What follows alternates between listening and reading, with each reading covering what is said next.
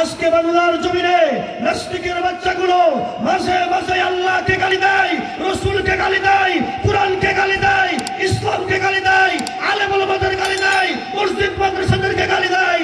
কিন্তু বাংলার জমিনে উম্মতে মুহাম্মদী ইসলামের জন্য জীবন দেওয়ার মতো মানুষ এখনো অভাব পড়ে নাই।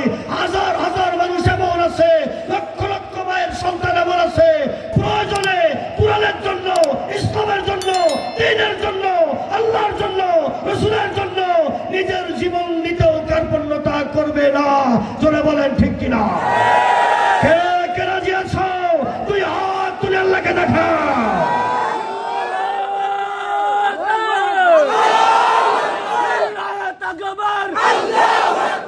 কোরআনের আলো, হাদিসের আলো, আমার নেতা তোমার নেতা বিশ্বনবী মুস্তাফা, দুনিয়ার মুসলিম, তাকবীর। আলাইকুম ওয়া রাহমাতুল্লাহি ওয়া বারাকাতুহু। আপনারা কেমন আছেন? আলহামদুলিল্লাহ। ঠান্ডার মধ্যে ভালো আছে? করোনা ভাইরাস এলাকায় আসে নাই? আলহামদুলিল্লাহ। ইমানদারদের কাছে কোনো করোনা আসেই না, আল্লাহর করোনা যেখানে থাকে। আল্লাহু আকবার। আল্লাহর নবী সাল্লাল্লাহু আলাইহি ওয়াসাল্লাম বলেন বুখারীর কিতাবুল মাগাজিতে, কিয়ামতের পূর্বে কোন রাষ্ট্র থাকবে না, একটি মাত্র দেশ হবে, তার নাম হবে ইসলামী রাষ্ট্র। জোরে বলবেন আল্লাহু আকবার। দেশ হবে কয়টা? জোরসে বলেন, আরো জোরে। জোর হলো না। একটি মাত্র দেশ হবে, সেটার নাম হবে ইসলামী রাষ্ট্র। আর একটি মাত্র পতাকা হবে, সেই পতাকায় লেখা থাকবে লা ইলাহা ইল্লাল্লাহু মুহাম্মাদুর রাসূলুল্লাহ। আল্লাহু আকবার। পতাকায় লেখা থাকবে কি? লা ইলাহা ইল্লাল্লাহ। কিয়ামতের পূর্বে 40 বছর দিয়ে গোটা কোরআন দিয়া রাষ্ট্র শাসিত হবে। একটি মাত্র সংবিধান, সেটা আল্লাহর পাঠানো কিতাব, তার নাম হলো কোরআন। এইটা দিয়ে 40 বছর ইসলামী রাষ্ট্র শাসন না হওয়া পর্যন্ত কিয়ামত হবে না। জোরে করে আল্লাহু আকবার। তার মানে পৃথিবীতে কাফেরদের কোনো অস্তিত্ব থাকবে না। আজকের আণবিক, পারমাণবিক, অ্যাটমিক, ইলেকট্রনিক্স, যত রকমের মিডিয়া মিসাইল দেখেন, যত অস্ত্র শস্ত্র দেখেন, আর যত পাওয়ার দেখেন, সুপার পাওয়ার দেখেন, কারোর কোনো পাওয়ার কাজে লাগবে না। সেদিন আল্লাহর পাওয়ার সাবমিট হবে পৃথিবীতে। জোরে বলেন সুবহানাল্লাহ। বাতাস কার? আকাশ কার? ইথার কার? রেডিয়েশন কার? এই ইথার তরঙ্গ দিয়ে যে মোবাইলে কথা বলেন, এগুলো আর চলবে না, এগুলো অফ হয়ে যাবে। ওয়্যারলেস অফ, কাজ করবে না। মোবাইল টেলিফোন বটন চাপবেন, কাজ হবে না। কারণ আল্লাহর আরশের স্যাটেলাইট যখন চালু হবে, পৃথিবীর মানুষের তৈরি করা কোনো স্যাটেলাইট আর কাজে লাগবে না। যেমন ভাবে পৃথিবীর যত বাল্ব আছে, এই বাল্বগুলো সূর্য ওঠার সাথে সাথে আর কাজে লাগে না, অটোমেটিক অফ করে দিবে, বলবে এটা আর চলবে না, এটা দরকার নাই। সূর্যের আলোর কাছে পৃথিবীর যত পাওয়ারফুল বাতি আপনি জ্বালান, ও চলবে না, ল্যাম্পের মতো দেখা যাবে, ওটা দিয়ে কাজ হবে না। জোরে বলেন আল্লাহু আকবার। আল্লাহর পাওয়ার যখন তৈরি হবে, আমেরিকা কি, রাশিয়া কি, ব্রিটেন কি, জার্মান কি, অস্ট্রেলিয়া কি, কানাডা কি, ভারত কি, কোন সুপার পাওয়ারের পাওয়ার কাজ হবে না। সেদিন একটি মানুষও কাফের থাকতে পারবে না। আরেকবার বলেন সুবহানাল্লাহ। আল্লাহ পাক রব্বুল আলামিন তাই সূরা রাসূলের তাফসীরে বর্ণনা করেছেন, ইযা জাআ নাসরুল্লাহি ওয়াল ফাতহ ওয়া রাআইতান নাসা ইয়াদখুলুনা ফি দীনিল্লাহি আফওয়াজা। আরেকবার বলেন সুবহানাল্লাহ। দলে দলে পারে পারে মানুষ ইসলামের দিকে দীক্ষিত হবে। রাষ্ট্র এক একটা রাষ্ট্র ইসলামের বিজয় আসবে, একটার পর একটা মানুষ মুসলমান হতে থাকবে। তাফসীরের কারণে হাসিয়াতে রয়েছে, বুখারীর কিতাবুল মাগাজিতে বর্ণনা রয়েছে, হিন্দুস্তানের যে কাফেরগুলো, শাসকগুলো ভেঙে টুকরা টুকরা হবে হিন্দুস্তান। আর হিন্দুস্তানের শাসকরা যারা অত্যাচার করেছে মানুষের উপরে, তাদেরকে মুসলিম মুজাহিদেরা শিকল দিয়ে বাঁধবে, হাতে বেড়ি দেবে, পায়ে দেবে বেড়ি দেবে, মাজায় বেড়ি দিয়ে, কোমরে দড়ি বেঁধা মুসলিম মুজাহিদেরা ইমাম মাহদির সামনে, আল্লাহর কাবা ঘরের সামনে হাজির করবে। যে অত্যাচারী পৃথিবীতে অত্যাচার করেছে মুসলমানদের উপর, ওদের বিচার করুন। জোরে বলেন আল্লাহু আকবার। এজন্য আল্লাহ বলতেছে দুনিয়ার কোন বিচার ফাইনাল না, আমার বিচার ফাইনাল। বিচার আসলে মূল বিচারক কে? জোরসে বলেন, আরো জোরে। উম্মতে মুহাম্মদের মধ্যে বদর, উহুদ, খন্দকের মুজাহিদদের মতো জজবা তৈরি হবে। মরুভূমির মুজাহিদেরা মিলিটারির মতো কলারিং করতে করতে বুকে হাসরাইয়া ইমাম মাহদির সামনে হাজির হবে। ইস্কিম ও বরফের দেশের মুজাহিদেরা বরফের উপরে গড়াইতে গড়াইতে মদিনায় গিয়ে মক্কায় গিয়ে হাজির হবে। জোরে কোন সুবহানাল্লাহ। ইসলামের যখন জজবা এসে যাবে তখন নারী কি আর পুরুষ কি, আবার বৃদ্ধ বনিতা সবাই দিনের জন্য ময়দানে ঝাঁপিয়ে পড়বে। কাফেররা পালাবে, ওরা সুইচে চাপ দেবে, বোমা মারবো, সুইচ কাজ হবে না, স্যাটেলাইট কাজ হবে না, ওয়্যারলেস কাজ হবে না, বিমান আর চলবে না, কামান আর চলবে না, কোনো সুইচে কাজ হবে না, কোনো ইলেকট্রনিক্স, কোনো মিডিয়া, মানুষের তৈরি কোনো মেকানিজম কোনোটাই কাজ করবে না। আর একবার বলেন সুবহানাল্লাহ। পক্ষান্তরে ইমাম মাহদী আলাইহিস সালাম দেখবে কাফেরদের বাহিনী আসতেছে, উনি যখন তাকাবে আল্লাহ রাব্বুল আলামিন সঙ্গে সঙ্গে ভূমি ধস করে কাফেরদের লক্ষ লক্ষ বাহিনী জমিনের মধ্যে দাফন করে ফেলবে। জোরে বলেন সুবহানাল্লাহ। জমিন কার? এইভাবে মুসলমানদের বিজয় হবে আল্লাহর একান্ত পাওয়ারে। জোরে বলেন সুবহানাল্লাহ। এই সৃষ্টি জগতের সুপার পাওয়ারের নাম কি? জোরসে বলেন। তাবারাকাল্লাযী বিয়াদিহিল মুলক ওয়া হুয়া আলা কুল্লি শাইইন কাদির।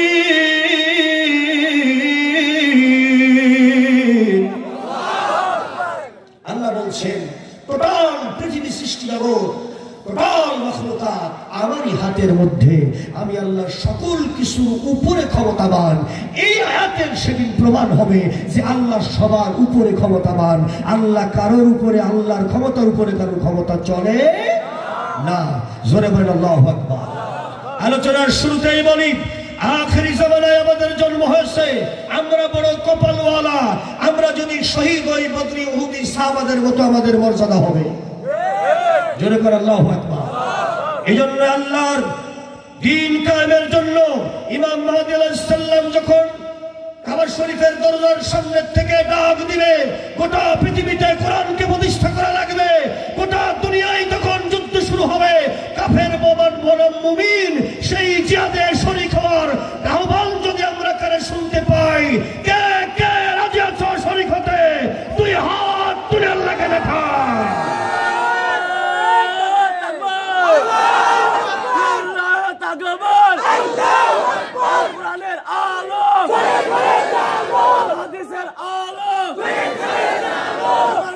তোমার নেতা বিশ্বনবী মুস্তাফা দুনিয়ার মুসলিম তাকবীর। খারাপ লাগছে? জোরে বলে আল্লাহ রাব্বুল আলামিন কবুল ও মঞ্জুর করেন। জোরে কর আমিন। আমরা পড়েছি, তেলাওয়াত করি আয়াতটা, যে আয়াতে তাফসীর আজকে হবে ইনশাআল্লাহ। জোরে বলেন ইনশাআল্লাহ। আল্লাহ যদি ক্ষমতা না দেয় আমি বলতেও পারবো না, আপনারা শুনতেও পারবেন না। জোরে বলেন ঠিক কিনা? বলার শক্তি কে দিয়েছে? শোনার শক্তি কে দিয়েছে? আমলের শক্তি কে দিয়েছে? অনুধাবনের শক্তি কে দিয়েছে? আল্লাহ দিয়েছে। জোরে বলেন সুবহানাল্লাহ। আসুন আলোচনা শুরু করি। আউযু বিল্লাহি মিনাশ শাইতানির রাজীম। বিসমিল্লাহির রাহমানির রাহিম।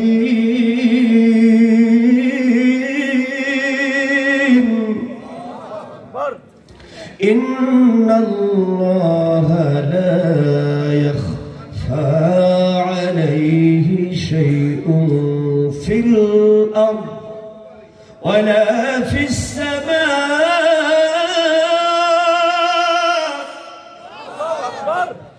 والذي يصوركم في الأرحام كيف يشاء।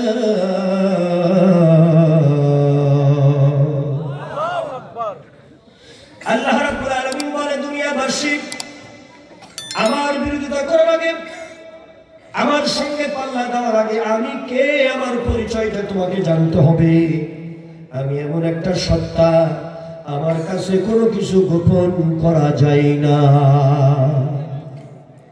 আর আমি সে আল্লাহ, যে আল্লাহ তোমাকে পৃথিবীতে জন্ম পাঠাবার জন্য তোমার মায়ের পেটের ভিতরে তোমাকে আপন কুদরতি হাত দ্বারা সৃষ্টি করেছি। মৌত আমার হাতে, তোমার জীবন আমার হাতে। আর একবার বলেন, কার হাতে?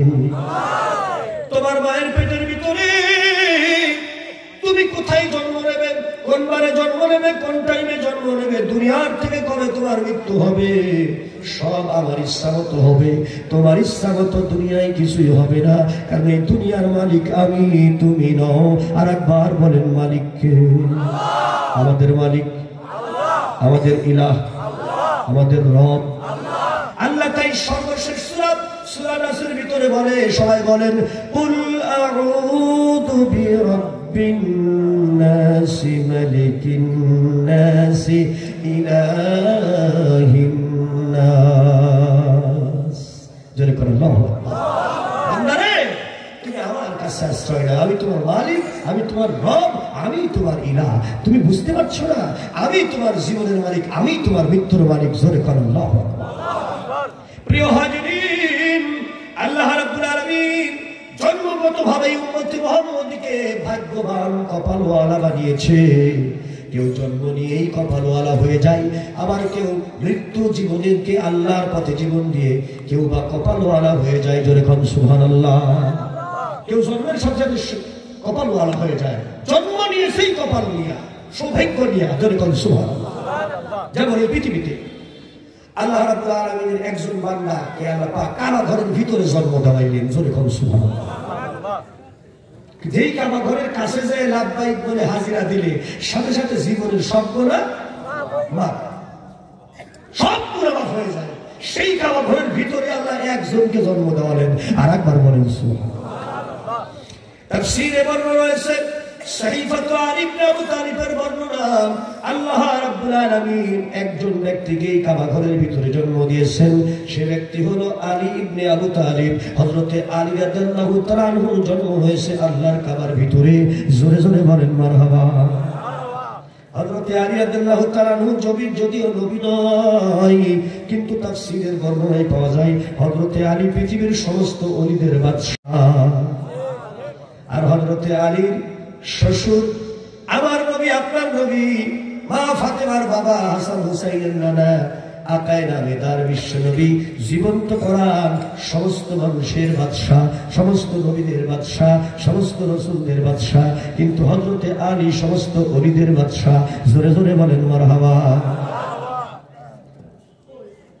বিদায় হজের বক্তৃতার বিশ্লেষণের মধ্যে লেখা আছে, তাফসীরে ইদখারের হাসিয়া দেখবেন, রাসূল আকরাম সাল্লাল্লাহু আলাইহি ওয়াসাল্লাম অষ্টম হিজরিতে মক্কা বিজয়ের সাথে সাথে আল্লাহর নবী সাল্লাল্লাহু আলাইহি ওয়াসাল্লাম যখন কাবা ঘরের আঙিনাতে আসলেন এবং তিনি এক একটা মূর্তির মাথার উপরে খেজুরের একটা শুকনা ডাল আস্তে করে টাচ করে বলতেছে, রাসূলের জবানের আয়াত, কুল জাআল হক ওয়া জাহাকাল বাতিল ইন্নাল বাতিলা কানা যাহুকা।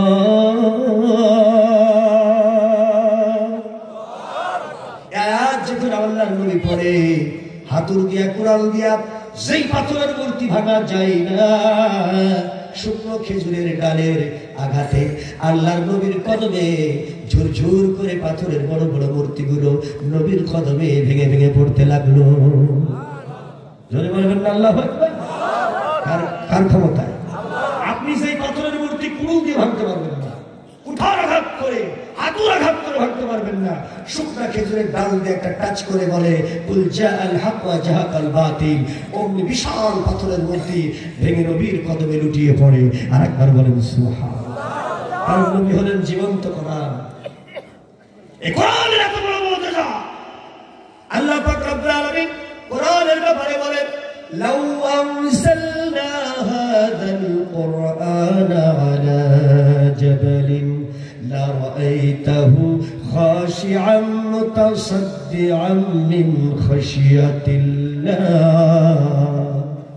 জোরে বলেন আল্লাহু আকবার। আল্লাহ রাব্বুল আলামিন বলেন, এই কোরআনকে যদি আমি পাথরের পাহাড়ের উপরে নাযিল করতাম তাহলে তোমরা দেখতে পেতে আল্লাহর ভয়ে পাথর থরথর করে কাঁপতে কাঁপতে পাহাড়টা ভেঙে চূর্ণ বিচূর্ণ হয়ে জমিনে মিলিয়ে যেত।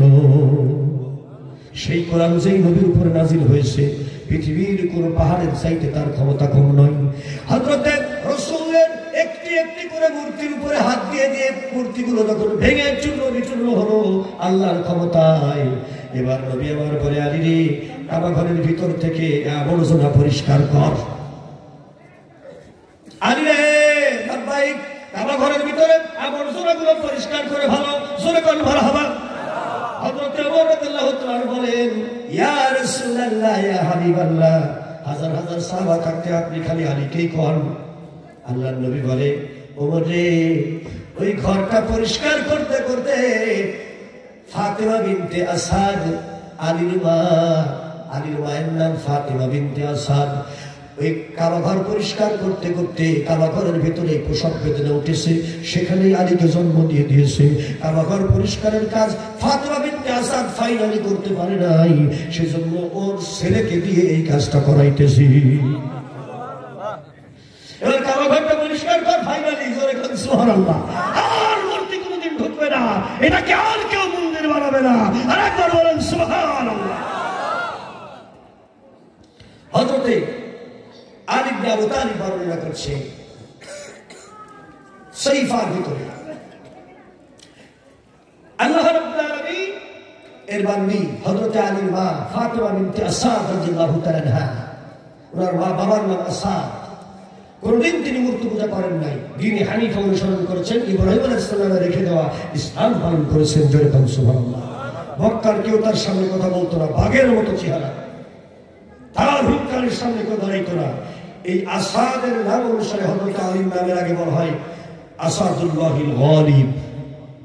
হযরত আলী রাদিয়াল্লাহু তাআলার হাতে যেদিন কাবুস দুর্গ বিজয় হলো, ইহুদিদের সবচাইতে বড় যোদ্ধা মারাহাব, সে যখন আলীর সঙ্গে যুদ্ধের ময়দানে নামলো, বিশ্ববরেণ্য গোটা পৃথিবীতে যার নাম, ইহুদিরা যাকে মনে করে বিজয়ের প্রতীক, সেই মারাহাব হযরত আলীর সামনে দাঁড়িয়েছে। আল্লাহ রাসূল সাল্লাল্লাহু আলাইহি সাল্লাম বললেন, আজকে এমন একজন ব্যক্তির হাতে মদিনার ইহুদিদের পরাজয় হবে, খাইবারের বিজয় হবে, কাবুস দুর্গ পতন হবে, যার উপরে আল্লাহর সরাসরি রহমত রয়েছে। আর একবার বলেন সুবহানাল্লাহ। রাসূল আকরাম সাল্লাল্লাহু আলাইহি সাল্লাম হযরত আলীকে বললেন, মারহাবের মোকাবেলা কে করবেন? সাহাবাদের বললেন, হযরত আলী লাব্বাইকা সাদাইক বলে দাঁড়িয়ে গেল সেই যুদ্ধের ময়দানে। হযরত আলীর হাতে আল্লাহর নবী ঢাল তুলে দিলেন, তরবারি তুলে দিলেন। হযরত আলী মারহাবের মোকাবেলায় ময়দানে নেমে পড়লো। মারহাব এমন একটা আঘাত করলো, হযরত আলীর হাতের ঢালটা চারটি টুকরা হয়ে বেরিয়ে চলে গেল। আলীর হাতে হাতল ছাড়া আর কিছু নাই। সবাই হাসতে লাগলো, এই ঢাল নিয়ে আসছো মারহাবের মোকাবেলা করার জন্য। হযরত আলী কোনো কথা বললেন না, কাফেরদের জবাব দেওয়ার জন্য একবার আসমানে তাকাইয়া বিসমিল্লাহির রহমানির রহিম এবং আল্লাহু আকবার ধ্বনি দিয়া কাবুস দুর্গের লোহার কপাটটায় হাত দিলেন, বাম হাত দিয়া। এই কপাটটার ওজন ছিল কমপক্ষে 18 মণ। আর একটু আসতে পারেন, বাম হাতে টান দিছেন, কোন হাতে? কথা কোন না কেন? 18 মণ ওজনের লোহার কাবুস দুর্গের কপাট হযরত আলীর হাতের মধ্যে চলে আসলো। এই বিশাল কপাট হযরত আলী বাম হাতে খেলনার মতো ঢাল হিসেবে ব্যবহার করলেন। কাফেরদেরকে আর তরবারি দিয়ে মারে না, হযরত আলী ঢাল দিয়ে একটা করে শাবক মারে, 40-50টা উইকেট একবারে পড়ে। সুবহানাল্লাহ বলবেন না? হযরত আলীর নারায়ে তাকবীর এবং আল্লাহু আকবারের আওয়াজে কাফেররা ভেড়ার বাচ্চার মতো পালাইতে লাগলো। ওরে বাপ রে বাপ, যেই দুর্গের একটা কপাট খুলতে লাগে 10 জন, বন্ধ করতে লাগে 10 জন, সেই কপাট বাম হাতে নিয়ে আসে আল্লাহু আকবার ধরে দিয়া এক একটা বাড়ি দিতেছে আর 40-50 জন করে মরতেছে। এই বেটা সামনে যাওয়ার নিজের বউটা বিধবা করা তো সমান। দরকার নাই ইনকাম, নিজে বাঁচলে বাপের না। কাফেররা ব্যাগ গিয়ে দৌড় শুরু করলো। ইহুদিরা হযরত আলী টোটাল ময়দানে চলতেছে, আলীর সামনে আর কেউ আসে না। মারহাবকে তাকবীর দিয়ে একটা কোপ দিয়েছে, জায়গায় শেষ হয়ে গেছে 2 টুকরা হইয়া। আর একবার বলেন সুবহানাল্লাহ। কাফেরদের সেই দুর্গের পতন হলো হযরত আলীর হাতে। আমার নবী আলীর নাম দিলেন আসাদুল্লাহিল গালিব। আর একবার বলেন সুবহানাল্লাহ। আল্লাহর বিজয়ী সিংহ, জোরে কোন সুবহানাল্লাহ। আল্লাহ রাব্বুল আলামিনের বান্দী হযরত ফাতিমা বিনতে আসাদ, হযরত আলীর মা, 9 মাসের গর্ভবতী। এমন অবস্থায় শ্বশুর আব্দুল মুতালিবকে ডেকে বলে আব্বা জান, শ্বশুরকে বলে আব্বা জান, কে যেন স্বপ্নের মধ্যে আমাকে ডেকে ডেকে বলে ফাতিমা বিনতে আসাদ, তোমার পেটে যেই সন্তান আছে এইটা একজন আল্লাহ ওয়ালা সন্তান হবে, তুমি আল্লাহর ঘর সন্তান পেটে নিয়ে তফ করো। সুবহানাল্লাহ বলবেন না? আর একটু আস্তে কর, আরো আস্তে কর। সুবহানাল্লাহ বলে লস, তাইলে বলেন না কেন সুবহানাল্লাহ। শ্বশুরের কাছে বলতেছে আব্বা জান, আপনি যদি অনুমতি দেন। শ্বশুর হলো আব্দুল মুত্তালিব। শ্বশুরকে কথা কয় না, আব্দুল মুত্তালিবকে বলতেছে আব্বা জান, আপনি যদি অনুমতি দেন তাহলে আমি আল্লাহর কাবা তফ করবো বাচ্চা পেটে নিয়ে। শ্বশুরের কাছে অনুমতি নিচ্ছেন, তাইলে কতটা আদবওয়ালা, বিনা অনুমতিতে বাইরে যায় না। আর একবার বলেন সুবহানাল্লাহ। অবশ্য আপনাদের ভাড়াবাড়ি এলাকার মহিলারা এইরকমই, কথা কয় না, স্বামীর কাছে অনুমতি নেয় না তার শ্বশুর, কথা কয় না। শ্বশুর যদি একটু কাছে কাছে দেখো, এইগুলো ফ্যাস ফ্যাস করে থুতু ফেলাই সর্বনাশ করে ফেলবে। স্বামীকেই করে না তারা শ্বশুর, শ্বশুরের অনুমতি নেয়। এরকম মহিলা অবশ্য আছে, এখনো গ্রামে গঞ্জে কিছু আছে। আপনাদের ভাড়া বাড়ি এলাকার মহিলারা এরকমই, তাই না? বিনা কারণেই মার্কেটে ঘরে খালি দাসুরিয়ায় যায় আর আসে, ঈশ্বরদী যায় আর আসে, পাবনায় যায় আর আসে, কোনো কারণ নাই, মার্কেটিং। শ্বশুরের অনুমতি নেয় না, মানে স্বামীর অনুমতি লাগে না। এরকম ডিজিটাল শয়তান মহিলা আপনাদের এলাকায় আছে না? আপনাদের এলাকায় নাই? কেউ বলছে আছে, কিছু থাকতে পারে, কথা বললেন। এরকম ডিস্কো শয়তান কিছু আছে সবাই, তবে অধিকাংশ মেয়েরাই ভালো আলহামদুলিল্লাহ। পাবনা জেলার অধিকাংশ মেয়েরাই মোটামুটি পর্দা করে। জোরে বলেন আল্লাহু আকবার, আল্লাহু আকবার বলেন। এগুলো কোরআনের বরকত। এত মাদ্রাসা বাংলাদেশের খুব কম জেলাতেই আছে। জোরে বলেন আল্লাহু আকবার। পাবনা জেলায় আলেম বেশি, নোয়াখালী জেলায় আলেম বেশি, বা নোয়াখালী তো সিটা আরো বেশি।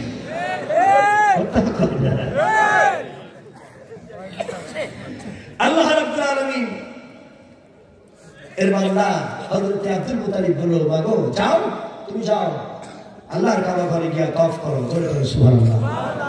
7 চক্করে একটা তওয়াফ হয়। কয় চক্করে? আল্লাহর কাবা ঘর 7 বার চক্কর করলে একটা তওয়াফ হয়। জোরে বলেন আল্লাহু আকবার। আল্লাহ রাব্বুল আলামিনের বান্দি ফাতিমা বিনতে আসাদ রাদিয়াল্লাহু তাআলা আনহা 4টি চক্কর শেষ করে আল্লাহর কাবা ঘরের পাশে যখন এসেছেন, সঙ্গে সঙ্গে আল্লাহর বান্দি দেখে কাবা শরীফের যারা কমিটির দায়িত্বশীল আল্লাহর বান্দাগুলো দরজাটা খুলেছে কাবা ঘরের, এবং পরিষ্কার পরিচ্ছন্নতার কার্যক্রম চালিয়ে যাচ্ছে। জোরে জোরে বলেন মারহাবা। সুযোগ একটা পেয়ে গেলেন আল্লাহর বান্দি, মুহূর্তের ভিতরে উনিও কাবা ঘরের ভিতরে ঢুকে পড়লেন। হযরতে ফাতিমা বিনতে আসাদ রাদিয়াল্লাহু তাআলা আনহা আলীর মা হযরতে আলীকে পিঠে নিয়ে কাবা ঘরের ভিতরে যখন ঢুকেছে, তাকে ঘর পরিষ্কারের কাজ চলতেছে। আল্লাহর বান্দি নিজে এক টুকরা কাপড় নিয়ে আল্লাহর কাবা ঘর পরিষ্কার করা শুরু করলো। এই কাজ করতে করতে হঠাৎ করে একটা ঝাঁকুনি দিয়া শরীরে প্রসব বেদনা আরম্ভ হয়ে গেছে। পুরুষেরা দৌড় দিয়ে বেরিয়ে গেল, তাড়াতাড়ি মেয়েদের খবর দাও, আব্দুল মুতালিবের বেটার বোন প্রসব বেদনা উঠেছে, আবু তালিবের স্ত্রীর প্রসব বেদনা উঠেছে, তাড়াতাড়ি করে মহিলাটাকে বাড়িতে নিয়ে যাও। মহিলারা এলো, কাবা শরীফের ভিতরে ঢুকে গেল, কিন্তু তার আগে হযরতে ফাতিমা বিনতে আসাদ আলীকে প্রসব করেছে, বেটা কোলে নিয়ে আল্লাহর বান্দি বসে আছে। কাবা শরীফের পৃথিবীর সৃষ্টি থেকে শুরু করে কাবা ঘরের ভিতরে কারোর জন্ম হয়নি, কিয়ামত পর্যন্ত কোন মহিলার আবার কাবা ঘরে ডেলিভারি হবে এই কথা কেউ চিন্তা করতে পারে? কাবা ঘরের মধ্যে কোনো মহিলার ডেলিভারি হবে এটা হইতে পারে? কিন্তু এই কাজ হয়েছে আলীর জন্মের ব্যাপারে। জোরে বলেন সুবহানাল্লাহ। এই বাচ্চাকে দেখে আরবের কুরাইশের লোকেরা বলল আলী এর মর্যাদাবান কপালওয়ালা। আরেকবার বলেন সুবহানাল্লাহ। ওই যে নাম হয়ে গেল আলী, এখনো পর্যন্ত মুসলমানরা বালাম ভর্তি করে আলী। কথা বলল কেন? জন্মের সাথে সাথে রহমত পাইছে, জন্ম নিয়েই রহমতের মধ্যে দিয়ে জন্ম হয়েছে কপালওয়ালা। আরেকবার বলেন সুবহানাল্লাহ। হযরত আলী রাদিয়াল্লাহু তাআলা এর বয়স যখন 5 বছর, এজন্য পাহাড়ের উপর থেকে বলে আবু তালিব রে, তোমার ওই ছেলে আলীকে মুহাম্মদের সঙ্গে মিলাইয়া দাও, সবসময় তার সাথে যেন থাকে, তাইলে সে এই দুনিয়ায় আরো সম্মানিত হবে। 6 বছর বয়সে আবু তালিব রাসূলের সাথে আলীকে দিয়ে দিয়েছে। জোরে কোন সুবহানাল্লাহ। খুব খেয়াল করতে হবে আপনি এই কথাগুলো। জন্মগত ভাবে একজন মানুষ কেমনে কপালওয়ালা হয়? কাবা ঘরের ভিতরে তার জন্ম, বলুন আল্লাহর ইচ্ছা ছাড়া কি এইটা হয়েছে?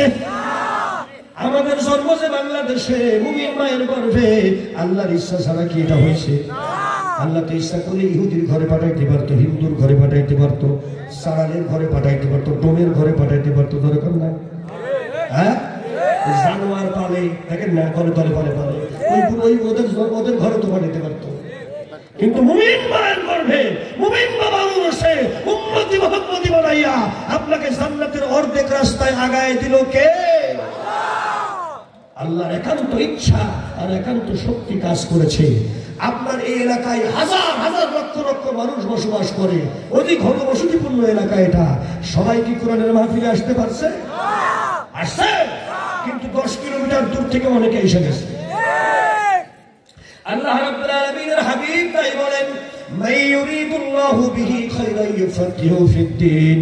আমার আল্লাহ ডাইরেক্ট যেই বান্দার কল্যাণ চাই, নাজাত চাই, ভালো চাই, জান্নাত দিতে চাই, তাকে ধরে নিয়ে এসে আমার কোরআনের জ্ঞান অন্তরে ঢোকায়া দেয়।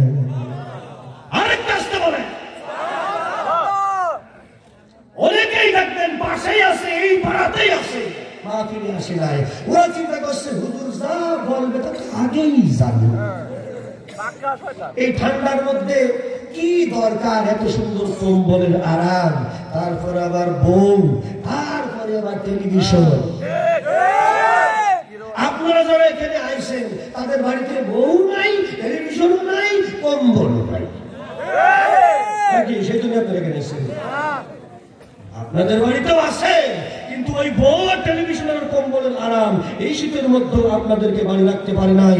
ইমানের তাকাদা, কোরআনের মাহফিলে যেতে হবে, দান খয়রাত করতে হবে, কোরআন শুনতে হবে, কোরআন দিয়ে জীবন গড়তে হবে, কোরআনের আলোয় নিজেকে রূপান্তরিত করতে হবে, কোরআনের পথে আবার চলার জন্য চেষ্টা করতে হবে। যতক্ষণ পর্যন্ত কোরআনের কথা চলবে আমরা বসবো। ওই ইমানি শক্তি তৈরি করে দিয়ে আল্লাহ পাক আপনাদেরকে ঠান্ডার মধ্যেও বাড়িতে ঠেকাইতে পারে নাই, নিয়ে আসছে এখানে। আপনি আসেন নাই, আল্লাহর দেওয়া ইমানি শক্তি আপনাকে এখানে এনেছে। আরেকবার বলেন ঠিক কিনা? 2 নাম্বার ইমানদার এখানে থাকতে পারবে না। এই শীতের মধ্যে 2 নাম্বার ইমানদার থাকতে পারবে না। জোরে বলেন ঠিক কিনা? হ্যাঁ, এটা আপনাকে বুঝতে হবে। আল্লাহ আপনার কল্যাণ চেয়েছে, তাই কোরআনের মাহফিলে জোর করে বসাইছে। তো 1 ঘন্টা কোরআন শিখবি, 60 বছরের নফল কবুল ইবাদতের সওয়াব আমি আমল নামে লিখে দেব। আমাদের আমল নামা কার হাতে? সওয়াব দেবে কে? গুনাহ মুছবে কে? আল্লাহর হাবিব বলেন, ও দুনিয়াবাসী, আমার উম্মতরা শোনো, 1 ঘন্টা আল্লাহর কোরআন শুনতে বসতে বসতে যদি তুমি বসো, আমার আল্লাহ কবুল নফল ইবাদত 60 বছরের কবুল ইবাদতের সওয়াব তোমার আমল নামায় দিয়ে দিবে, তার অধিকও দিতে পারে। সাহাবারা বলেন, নবীজি কেমন নফল ইবাদত? আল্লাহ রাসূল সাল্লাল্লাহু আলাইহি সাল্লাম বলেন, সারাদিন রোজা রাখবে, সারা রাত দাঁড়িয়ে দাঁড়িয়ে তাহাজ্জুদ পড়বে।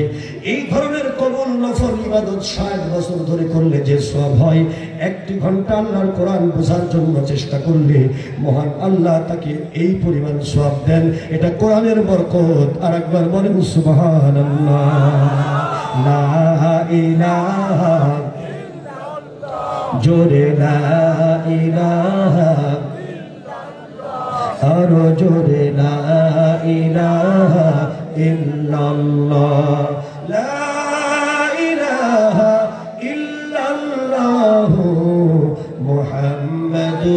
রাসূলুল্লাহ আল্লাহুম্মা সাল্লি আলা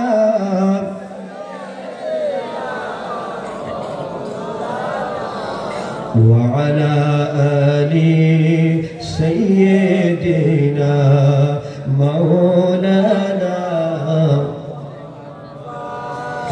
সাল্লাল্লাহু আলাইহি ওয়াসাল্লাম। আমি বলছিলাম আপনাদেরকে, আমার কিছু কিছু মানুষ আছে যারা জীবন দেওয়ার পরে তাদের কপাল খুলে যায়। জোরে বলুন সুবহানাল্লাহ।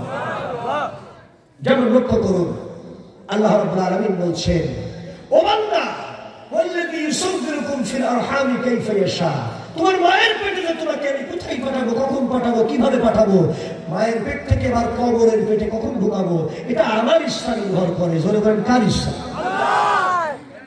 কারণ জন্ম হয়ে কেউ সৌভাগ্য ভাগ্য খোলে, আর কারণ মৃত্যুর পর ভাগ্য খুলে যায়। আরেকবার কোন সুবহানাল্লাহ। যেমন আল্লাহ রাব্বুল আলামিনের কোরআনের বর্ণনায় আল্লামা কাজী নসরুদ্দিন আল বাইদাবী রাহমাতুল্লাহ আলাইহি বর্ণনা করেছেন, এই দুনিয়ার ভিতরে হযরতে খুবাইব রাদিয়াল্লাহু তাআলা আনহু যখন তিনি শহীদ হলেন, দুনিয়ার ভিতরে মহান আল্লাহর কাছে তিনি বড় মর্যাদা পেলেন। আর একবার বলেন সুবহানাল্লাহ। রাসূল আকরাম সাল্লাল্লাহু আলাইহি ওয়াসাল্লাম কে মারতে এসে বদরের ময়দানে আবু জাহেল নিজেই মারা গেল। জোরে বলেন ঠিক না? উহুদের ময়দানে খালিদ বিন ওয়ালিদের মতো বিশ্ব সেরা যোদ্ধাকে নিয়ে এসে রাসূল পাক সাল্লাল্লাহু আলাইহি ওয়াসাল্লামকে হত্যা নিশ্চিত করতে চাইল, কিন্তু হযরতে আলীর তাকবীর ধ্বনি আর হায়দারি হাত, কোন হাত? এটাকে কি বলে? আলীর সেই তাকবীরকে কি বলা হয়? হায়দারি হাত। এমন তাকবীর দিলেন হযরতে আলী, খালিদ বিন ওয়ালিদ তার বাহিনী নিয়ে বেঁকে যাইতে বাধ্য হলো। আরেকবার বলেন সুবহানাল্লাহ। উহুদের ময়দানের পরিবেশ এমন হলো, হযরতে তালহার উপরে দায়িত্ব দিলেন হযরতে আলী, নবী আমার দন্দন মুবারক শহীদ হয়েছে, তুমি তালহা নবীর কাছে থাকবে, কোথাও যাবে না। কাফেরদেরকে আমরা দেখতেছি, মুসলমানরা ঘুরে দাঁড়ালেন, যুদ্ধ শুরু হলো আবার, ঘোরতর প্রচন্ড যুদ্ধ। এই যুদ্ধের পরাজয় নিশ্চিত দেখে খালিদ বিন ওয়ালিদ বলল, একজন ব্যক্তিকে যদি মেরে দেওয়া যায় গোটা দুনিয়া ইসলামের বাতি নিভে যাবে, তার নাম হলো মুহাম্মদুর রাসূলুল্লাহ সাল্লাল্লাহু আলাইহি ওয়াসাল্লাম, তাকে মেরে দাও। জোরে কার নাউযুবিল্লাহ। এজন্য এই নবীকে তীরন্দাজ বাহিনীর আক্রমণের শিকার বানাইল। হযরত তালহা আল্লাহর কাছে ফরিয়াদ করলো, আল্লাহ নবীকে মারার জন্য শত শত তীরন্দাজ রেডি হয়েছে, আর নবীকে বাঁচাবার জন্য আমি তালহা একা দাঁড়িয়েছি ময়দানে। অন্যান্য সাহাবারা কাফেরদের মোকাবেলা করছে উহুদের ময়দানে। আল্লাহ গো, ততক্ষণ পর্যন্ত আমাকে তুমি দাঁড়িয়ে থাকার তৌফিক দাও, যতক্ষণ পর্যন্ত নবীর শরীরে আঘাত আসবে আমি আমার দেহ দিয়া নবীর প্রতিটি আঘাতকে প্রতিহত করব, আমার নবীর গায়ে যেন কোনো প্রকারের আর আঘাত না লাগে। হযরতে তালহার শরীর থেকে ৭৯টি তীর পরবর্তীতে খোলা হয়েছে। প্রতিটি তীর বিশ্ব নবীকে শহীদ করার জন্য মারা হয়েছিল, কিন্তু তালহা সেই কাজটি সফল হতে দেয়নি।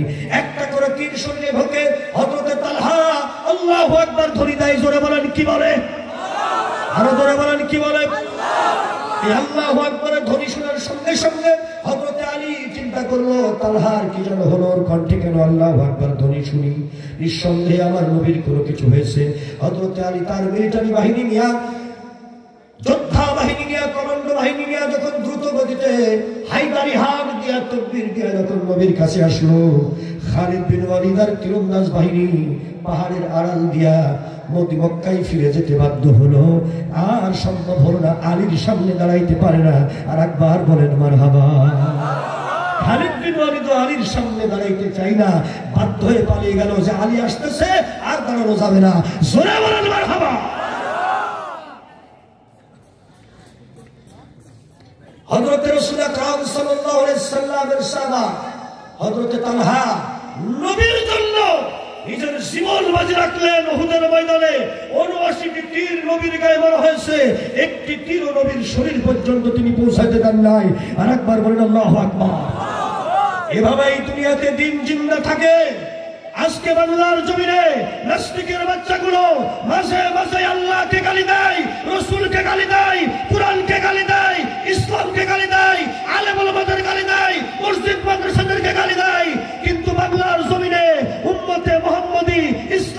জন্য জীবন দেওয়ার মতো মানুষ এখনো অভাব পড়ে নাই। হাজার হাজার মানুষ এমন আছে, লক্ষ লক্ষ মায়ের সন্তান এমন আছে, প্রয়োজনে কুরআনের জন্য, ইসলামের জন্য, দ্বীনের জন্য, আল্লাহর জন্য, রাসূলের জন্য নিজের জীবন দিতেও কার্পণ্যতা করবে না। জোরে বলেন ঠিক কিনা? কে কে রাজি আছো? তুই হাত তুলে আল্লাহকে দেখা।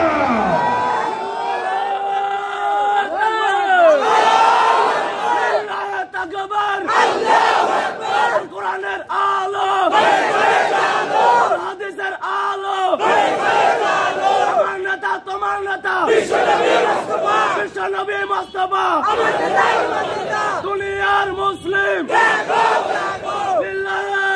তাকবীর। জিকির হবে লা ইলাহা, জোরে লা ইলাহা, যার মনে আছে আল্লাহর ভয়, যার মনে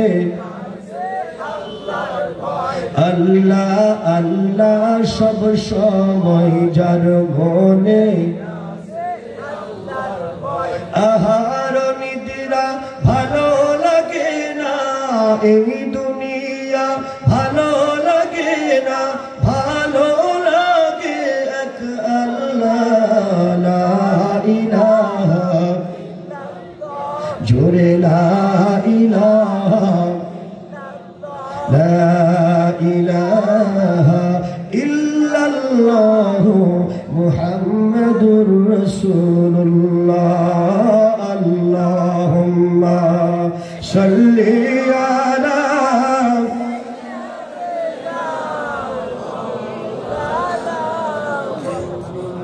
ওয়া আলা আলি সাইয়্যিদিনা।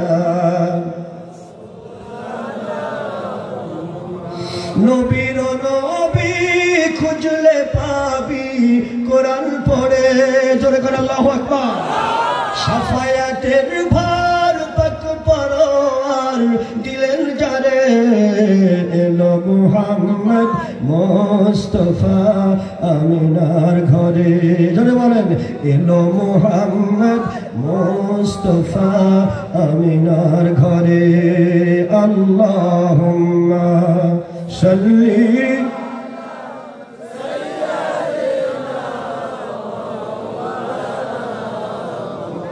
ওয়া আলা আলি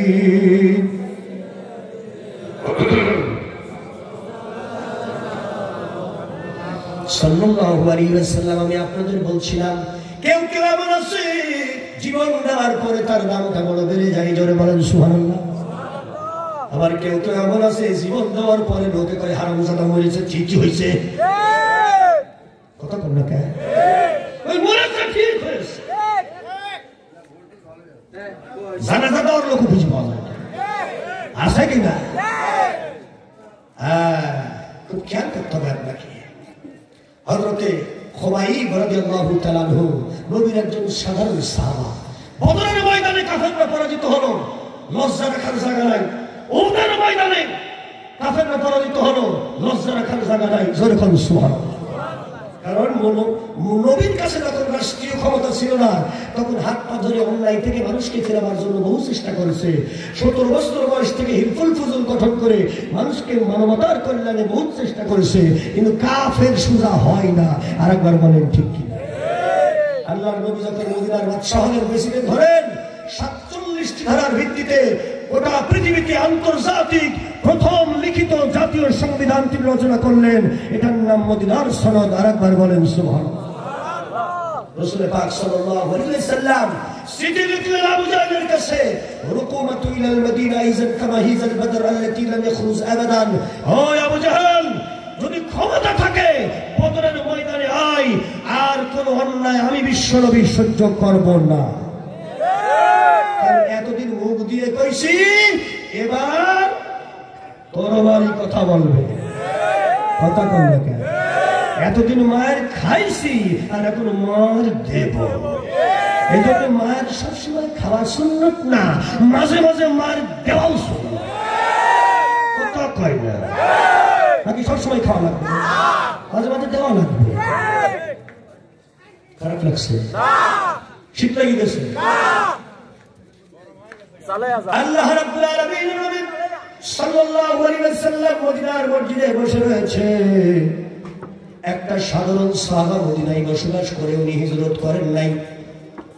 আল্লাহর বান্দা হযরত খুবাইব রাদিয়াল্লাহু তাআলা আনহু একজন সাধারণ মানুষ, গরীব মানুষ, কালেমা পড়েছে লা ইলাহা ইল্লাল্লাহু মুহাম্মাদুর রাসূলুল্লাহ সাল্লাল্লাহু আলাইহি ওয়াসাল্লাম শুধুমাত্র এই কালেমা পড়ার জন্য, ইসলাম কবুলের জন্য মক্কায় কাফেরদের সরদারগুলো হযরত খুবাইব রাদিয়াল্লাহু তাআলা আনহুকে ধরলো, বলল তুই মুসলমান, তুই মুহাম্মদের লোক, আল্লাহর কোরআন মানিস, তোর আল্লাহর কত বড় ক্ষমতা আছে, আমাদের হাত থেকে তোকে বাঁচাক, তোকে জবাই দেব রে, তোর লাশটাকে মাটিতে দিতে দেব না, পোড়াতেও দেব না, কোরআন পায়ের নিচে দিয়ে তোর দেহটাকে ছিন্ন ভিন্ন করে বালির সঙ্গে মিশিয়ে দেব।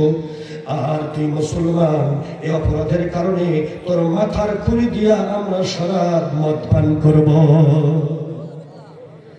এভাবে তোকে হত্যা করে জবাই করে দেব দেবতাকে খুশি করব, আর তোর আল্লাহকে বেইজ্জতি করব, তোর ইসলামের ইজ্জত মাটির সাথে মিশাই দেব, তোর নবীর নাক কেটে ফেলবো। জোরে কোন আল্লাহু আকবার। এই কাফের এই কথা কয়, নবীর সাহাবার মাথার খুলি দিয়া ওরা মদ খাবে, বাটিতে খাবে না, গিলাসে খাবে না, খুবাইবের মাথার খুলি দিয়া ওরা মদ খাবে। জোরে কোন নাউজুবিল্লাহ। মাস্টার প্ল্যান করা হলো, খুবাইবকে হাত পা বাঁধা হলো, তার চোখের সামনে তরবারি ধার দেওয়া হচ্ছে, খাসি জবাই দেওয়া হবে। আল্লাহর বান্দা খুবাইব বলে, ওই মক্কার কাফেররা, তোমাদের কাছে আমার কোনো কিছু চাওয়ার নাই, পাওয়ার নাই, কারণ আমার নাকের মধ্যে অলরেডি আল্লাহর জান্নাতের সুগন্ধ আমি পাইতেছি। আর একটু আসতে পারে, আল্লাহর জান্নাতের সুগন্ধ অলরেডি আসতেছে, তোমাদের কাছে আমার কিছু চাওয়ার নাই, তবে একটা আকুতি আছে। বলল কি বলো? বলল আমি আমার আল্লাহকে জীবনের মতো 4টা সেজদা দিয়া 2 রাকাত সালাত আদায় করতে চাই। বলল ঠিক আছে, দেখি তোর আল্লাহ তোকে কিভাবে সম্মান করে, আমরা যা ওয়াদা করেছি তাই আমরা করব, তোর দেহকে মাটি হতে দেব না, তোর মাথার খুলি দিয়ে আমরা মদ খাবো। আল্লাহর বান্দা ছোট্ট ছোট্ট 2টা সূরা দিয়া সংক্ষেপে সালাত আদায় করলেন, 2 রাকাত সালাত আদায় করে আল্লাহর দরবারে ফরিয়াদ করে বলেন, আল্লাহ আমার জীবনের তেমন মূল্য আমার কাছে নাই, আমি সাধারণ একজন ইমানদার, আমার মতো হাজার হাজার সাহাবা রয়েছে তোমার নবীর, কিন্তু আমি যখন শহীদ হয়ে যাব, ইসলামের জন্য যখন সাক্ষী হয়ে যাব, তোমার জন্য যখন শহীদ হয়ে যাব গো আল্লাহ, তখন আমার মর্যাদাটা হবে ইসলামের মর্যাদা। এই জন্যই আমার মাথার খুলি দিয়ে ওরা মদ খাবে। ও আল্লাহ, এটা তোমার ইসলামের বেইজ্জতি, আমার শহীদের দেহটাকে ওরা দাবড়াইয়া বালুর সঙ্গে মাটির সাথে মিশিয়ে দেবে, এটা ইসলামের বেইজ্জতি। ও আল্লাহ, ইসলামের মালিক তুমি, কোরআনের মালিক তুমি, প্রতিটি মুমিনের মালিক তুমি, দুনিয়ার মালিক তুমি, তুমি আমার রব, তুমি পারো সব। মদিনায় আমার নবী চলে গেছে, মদিনায় নবীর কাছে খবর পৌঁছায়া দাও, আমার নবী অবশ্যই একটা ব্যবস্থা করবে, শহীদের লাশ নিয়ে যেন ওরা বেইজ্জতি খেলা খেলতে না পারে। জোরে জোরে বলেন আল্লাহু আকবার। আমার নবী মদিনার মসজিদে বসে আছে, এমন সময় নবী আবার একটা ঝাঁকুনি দিয়া মুখটা সোজা করে দাঁড়াইলেন, চোখের মধ্যে তার পানি চলচল করে। সাহাবারা বলে, ইয়া রাসূলুল্লাহ, কোনো খবর আছে নাকি? জিবরিল আমিন এইমাত্র আমাকে বলে গেল রে সাহাবারা, খবর হইল জিবরিল আমিন বলে গেল ওরা আমার খুবাইবকে ধরেছে, আমার খুবাইবের দেহটা ওরা ঘুরা দিয়ে দাবড়াইয়া মাটির সঙ্গে মিশে দেবে, খুবাইবের শহীদের লাশটার মাথার খুলি খুলে ওরা মদ পান করবে, এভাবে ওরা ইসলামকে বেইজ্জতি করবে। আমার খুবাইবের লাশটা 1 সপ্তাহ মক্কায় প্রদর্শনীর জন্য খোলা ময়দানে ঝুলিয়ে রেখেছে।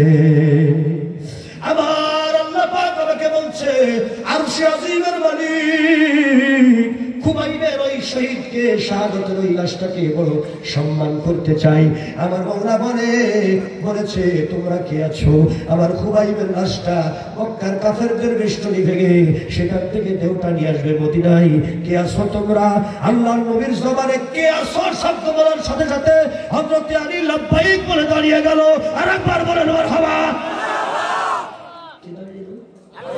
কে দাঁড়ালো? সবার আগে হযরত আলী দাঁড়িয়েছে, কারণ নবীর জবানের ইশারা সবচেয়ে বেশি আলী বুঝতে পারে। রাসূল পাক সাল্লাল্লাহু আলাইহি ওয়াসাল্লামের সবচেয়ে কাছের সঙ্গী হলো হযরত আলী। এজন্য আমার নবী ওসিয়ত করেছিলেন যে আমাকে মৃত্যুর পরে কবরে নামানোর সময় আলী যেন আমার মাথাটা ধরে কবরে শোয়ায় দেয়। রাসূল পাক সাল্লাল্লাহু আলাইহি ওয়াসাল্লামের দেহটা 5 সাহাবা ধরেছিল। জোরে বলেন কয়জন? 5 রোজা মুবারকে নামার জন্য কয়জন? 5 জোরে বলেন। হযরত আলী ইবনে আবু তালিব, কাসম বিন আব্বাস, ফজল বিন আব্বাস, সাখরান রাদিয়াল্লাহু তাআলা আনহু, ইখুর রাদিয়াল্লাহু তাআলা আনহু, এই 5 জন সাহাবা মিলে নবী পাকের দেহটা রোজা মুবারকে নামানো হয়েছে। হযরত আলী নবীর ওসিয়ত শোনার জন্য মাথাটা ধরে রওজাতে তাকে শোয়াইছে। আরেকবার বলুন সুবহানাল্লাহ।